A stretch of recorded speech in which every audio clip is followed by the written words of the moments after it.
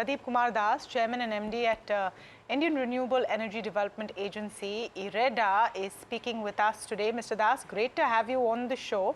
Your Q2 FY25 numbers are looking robust. So interest income up 37%, interest expense has also gone up 30%, NII is up 52%. Can you tell us what has been the big highlight for you this quarter? What has worked? Yeah, very good morning. Thank you. So nothing big highlight because we have been consistently growing in this ratio. I think slightly better. If you see the H1 to H1 comparison of loan book for last 4 years CAGR of 27%. If you see H1 to H1 comparison of this period, it is in the range of 36%. So that is what a significant factor is there.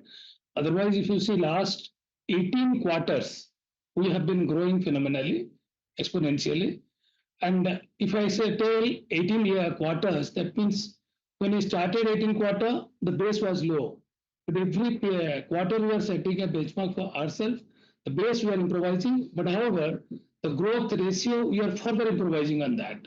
See, the sector in which we are there since 37 years. And the sector is quite exponential now. Mainly keeping in mind the 500 gigawatt target of Government of India, is the global commitment what we have given for 2030 of 500 gigawatt of non-fossil fuel installed capacity. Already we have crossed 200 gigawatt and another 300 gigawatt capacity addition to happen. And we are enjoying a market share significantly and will continue to do that. So maybe it sounds encouraging, but I think we are habituated of giving this kind of good performance since continuously 3-4 years. Okay, coming to your net profit number, it's of course it's looking good, but slightly below what estimates were on the street. So I understand you've been a consistent performer, Mr. Das. I appreciate that. But do you think that you are going to have a better Q3 going forward? What is the outlook? Are you seeing this growth at a steady rate, or are you seeing an improvement? There will be certainly further improvement in this. And if you see the track record, always Q1 will be X and Q2 will be X plus Y, and Q3 will be X plus Y plus Z, and Q4 will be X plus Y plus Z1. So that way we grow, and that is the way probably the sector also grows. And if you see the second quarter, most of the projects do not take place because of the rainy season. The construction doesn't happen that way. So from now onwards, a lot of things will happen. And if you see, our sanction has grown quite high in this period. And certainly the execution is going to happen in this quarter as well as the last quarter. So what we had focused earlier, normally in the first quarter used to be lower, but this time we had focused from March onwards that how can we have a Q1 better performance.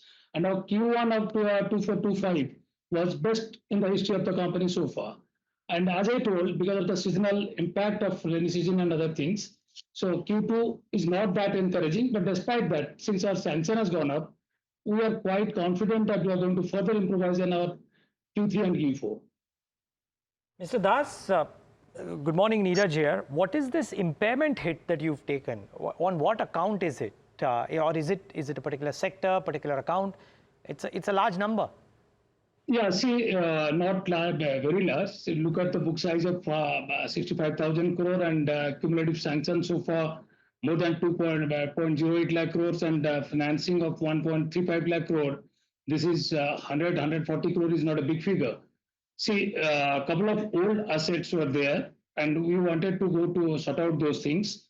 And the impact of those is going to be visible because two things. One, certain settlements were happened, only one account, and a couple of accounts which has gone to stage 3. We are confident that is going to come back again to stage 1 or stage 2 category very soon. Because we are focused also having a comfortable provisioning kind of thing. Our provision coverage ratio, if you see 52, and earlier if you see the vis-a-vis the same half yearly previous year, it was slightly lower perhaps. So therefore, it is not at all alarming. It's 1 or 2 accounts handling those will not be okay. No, sir. So, okay, I thought the number was 338 crores, the impairment on financial instruments, 338 crores, right? I'm not saying it's alarming. All I'm saying is, what is this, on which account is this? And the reason why I ask this is because, I mean, renewable sector has such a strong tailwind, it's just surprising to see an impairment hit. So on what account is it? And is this a one-time hit, or could it get repeated? It's 338 crores, right, sir? Yeah. See, as you said, renewable, this is an exception. But renewable in the country in last 10 years has grown. But we are carrying these assets since last 37 years. Because 37-year-old company. Right. As I told, some of our old assets, particularly the small hydro and bioenergy space, some of the assets were there. And I'm sure this will become an exception kind of thing. This will not become a regular for us. Okay, so we've seen, sorry, just on this only. So we've seen a number of 338 crores. You are saying that a smaller number or another number may come up, but it is not to the extent of 300, 350 crores that we'll see every quarter. The next quarter itself might have a smaller impairment hit, if at all. I think in last 4 or 5 quarters, if you see, this is just a bigger figure you have seen now. This, as I'm saying, we are confident this will be an exception. It is an exception and not a rule. Okay, but you still haven't told me, sir. I mean, what account or what sector is it? Can you share that? Deep down, we'll be sending the information to the stock exchange very soon, because we are not giving the details so far. Okay. We only publish what is the statutory information required, because you see, we are the only company in India in banking, non-banking space who could report the audited result, limited review result in 10 days' time. So further breakdown information will be sharing very shortly. Okay, fair enough. Okay, the other thing which is exciting is the approval that you've received for setting up the retail business for IREDA. Can you explain a little bit about this, Mr. Das? What exactly will you be doing in this retail business? What are the segments that you will be servicing, and what is going to be the impact for your revenues from this segment? See, almost, I think, 6 to 7 months back, we had indicated that we have sought the permission from Government of India to have a wholly owned subsidiary for catering to the retail space, because we, being a project development finance organization working since 37 years, the retail and SME and MSME space, renewable, is not well addressed by the banking sector. So what we had realized there, you look at the Kusum or rooftop solar or other small category of segment, C&I segment, those are not been catered well. And we envisage around 8 to 8.5 lakh crores of business in that space in next 5 to 6 years' time. Number, sir? So what is the number? What is the number? 8 lakh crore roughly. 8 lakh crore from the retail side. Retail side, yeah. That is a rough estimate we have made. Okay. And you see, today our market share is almost 11-12% in renewable financing. And particularly if you see the vanilla area where we have 57% assets, there by and large banks and other lenders are also coming.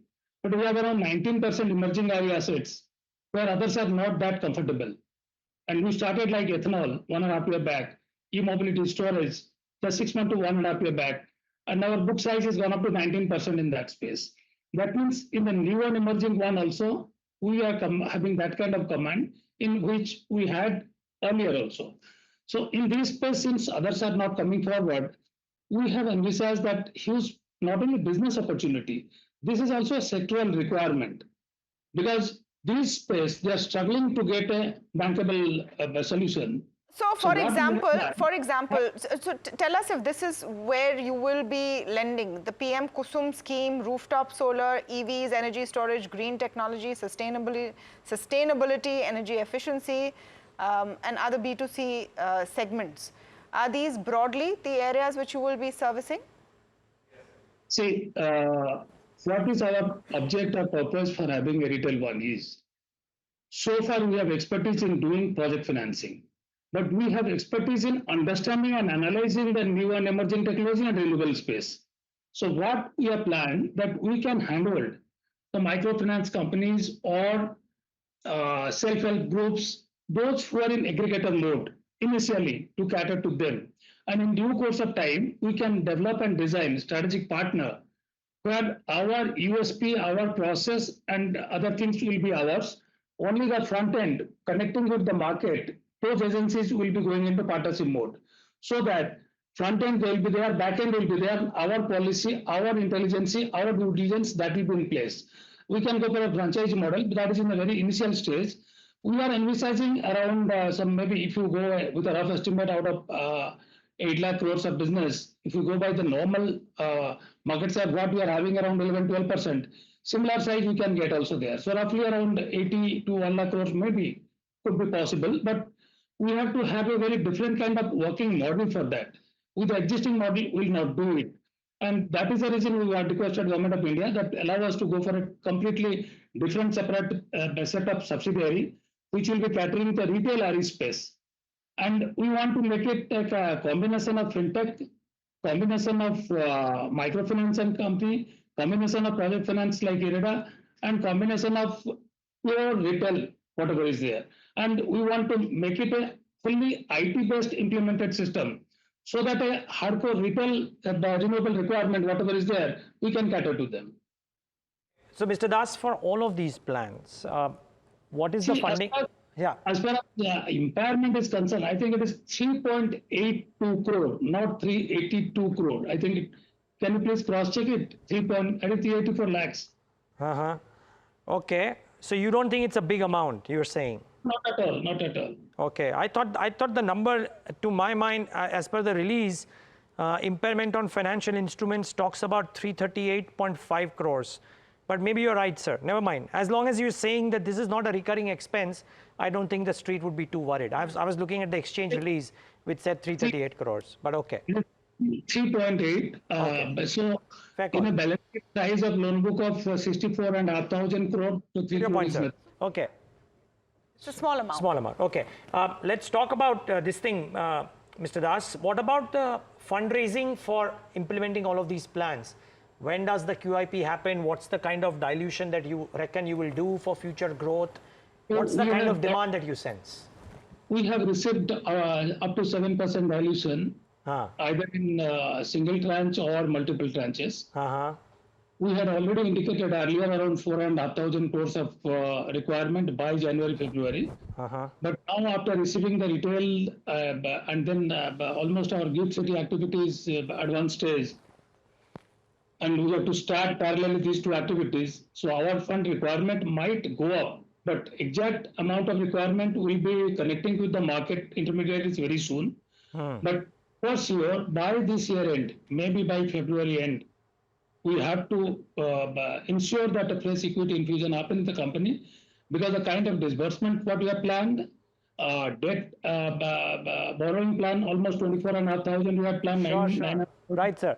Sir, done. Right. So around 5,000-6,000 crore maybe in this space, but that exact amount we will see after working, and also we'll see the market condition. Oh, sure, of course. So, but you believe by Jan or Feb, about 5,000-6,000 crores worth of fundraising is what you would probably need to do.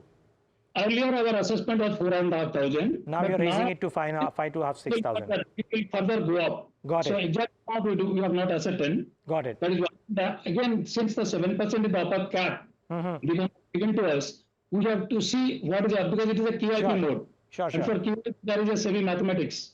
Got it, so sir. Then we'll see what best we can do in this place. And again, as far as debt is concerned, since our GIFT City will be in operation, we'll be also resorting to various green funds overseas.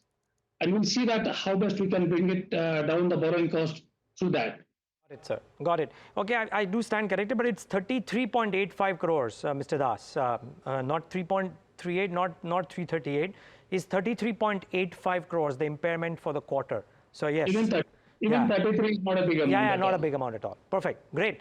Good talking to you, Mr. Das. Thank you so much for taking the time out and being with us today and speaking first to us. We wish you all the best for the quarters ahead. Thank you. Thank you, Neeraj. Thank you, Tamanna. And thank you, Samina.